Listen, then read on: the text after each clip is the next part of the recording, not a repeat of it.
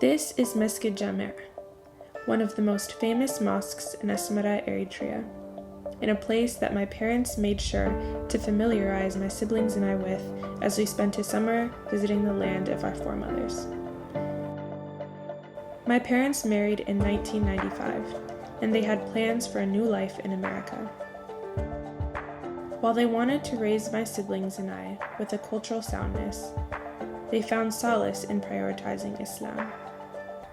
Home would be unrecognizable without Quranic calligraphy on the walls, the baskets of prayer rugs, or religious texts from the Hadith to the medicines of the Prophet.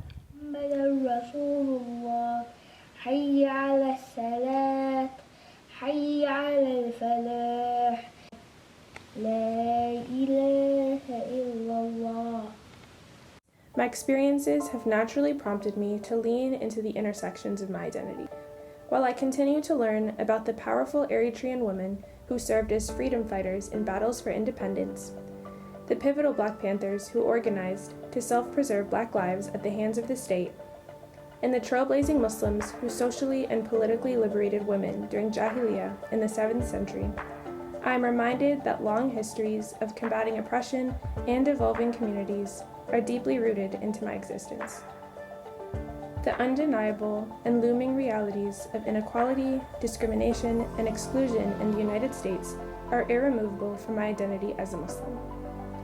How are Muslims in the United States resisting against injustice? How are internal and external community issues being centered and solved?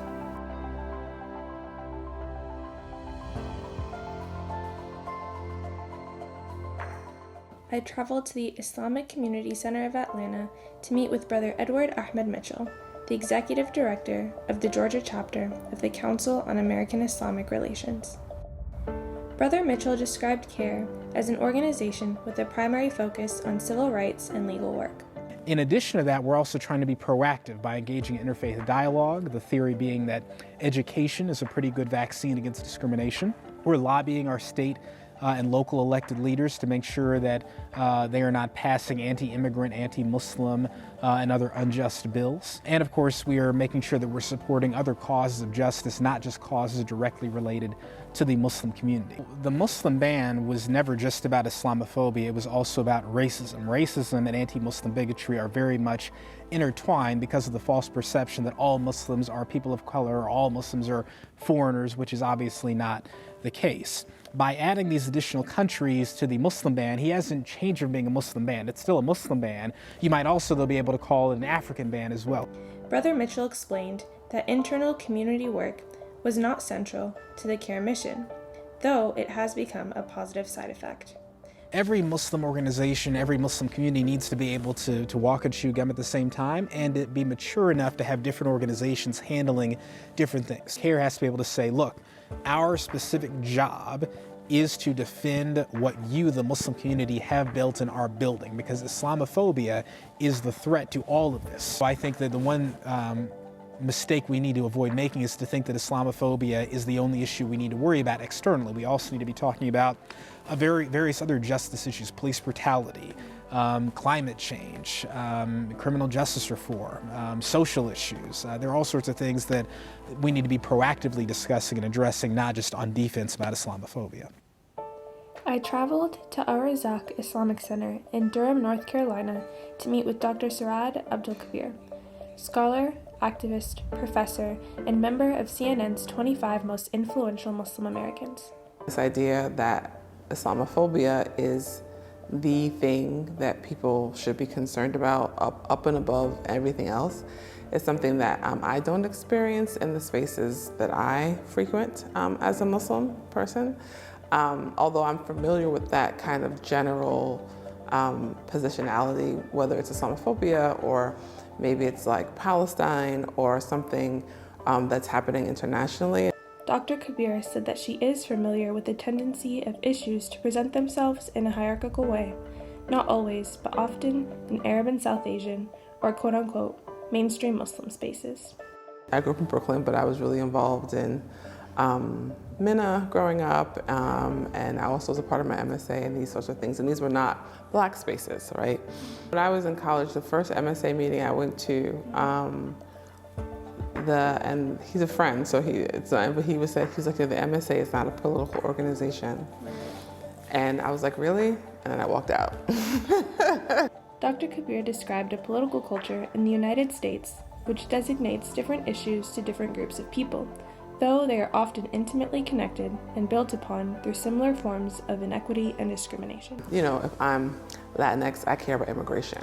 Right. If I'm Black, I care about criminal justice. You know, the political culture is very issue-oriented and sort of a narrow sense of what identity means and how all those things are actually really connected to each other. Anti-Black racism, classism, elitism also encourages that type of behavior in communities, and so people do see this thing as like even when they're rallying around or having some form of solidarity, they end up sort of sidelining or really parochializing or minimizing the real interconnectedness of the struggles that people are facing. Again, it has a lot to do with the politics in this country and the kind of liberalism and this idea.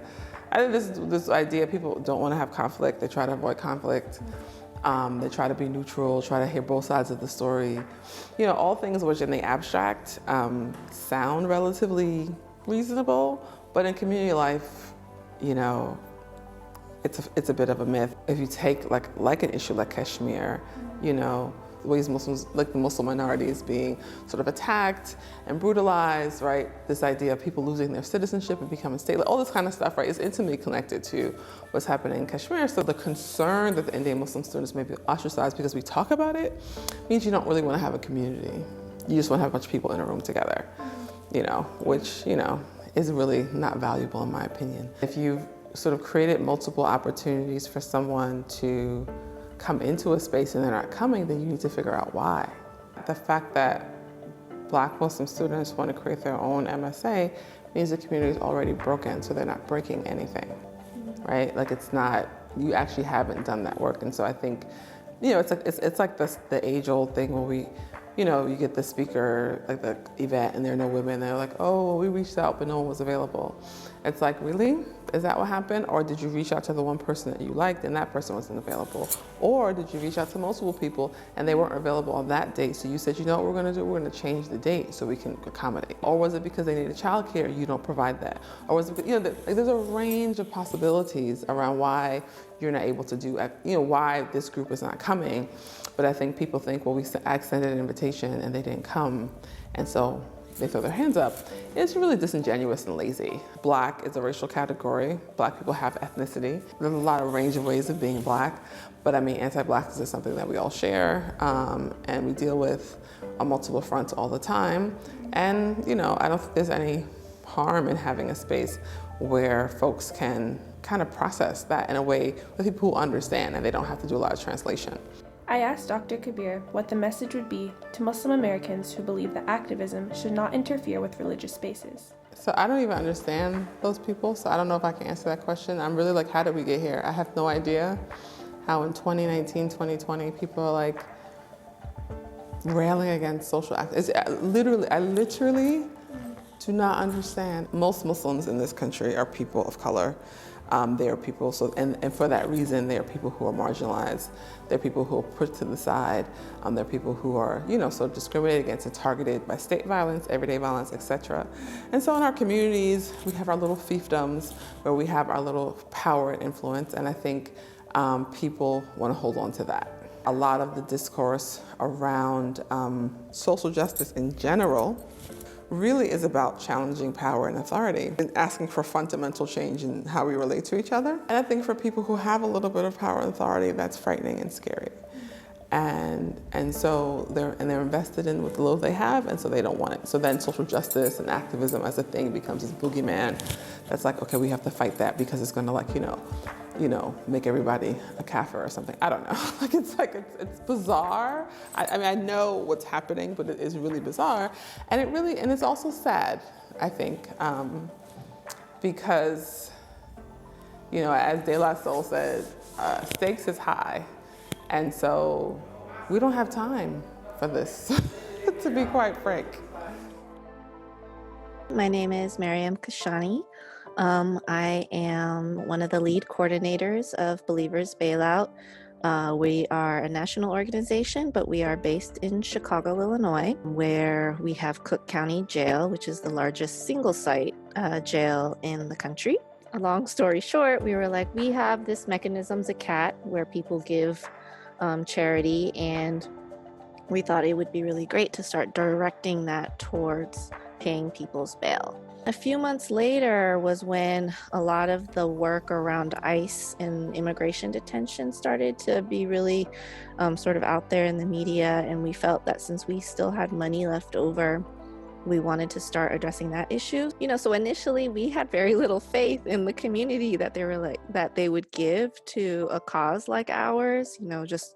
We thought they would assume everyone was a criminal, and why would they deserve our money? Because folks who are incarcerated pretrial fulfill so many of the categories of our charity, and that they tend to be poor, they tend to be needy, people who have debts, right? If we can think of bond as a kind of debt, that they are held captive or are travelers, right? In the case of the immigration detention, for people, it's really hard for them to think of a contemporary parallel to something that that Revelation talks about. And for us, when we made that argument to folks, it was like a light bulb had clicked. We use the issue of money bond and bailing folks out to educate our communities about larger ideas around abolition and transformative justice. And we tell our constituencies too that we are working towards the end of money bail. We're not going to just keep doing this forever. And I think that's a really important distinction, that we don't just want to be another cog in this wheel. Actually, what does it mean to redistribute resources to communities that need them? So could we imagine what we would do with $180 billion a year, right? That wouldn't look like, what we have now. In the wisdom of Dr. Kabir, we should prioritize individual curiosity, then intra-community needs, and finally, intergroup solidarity.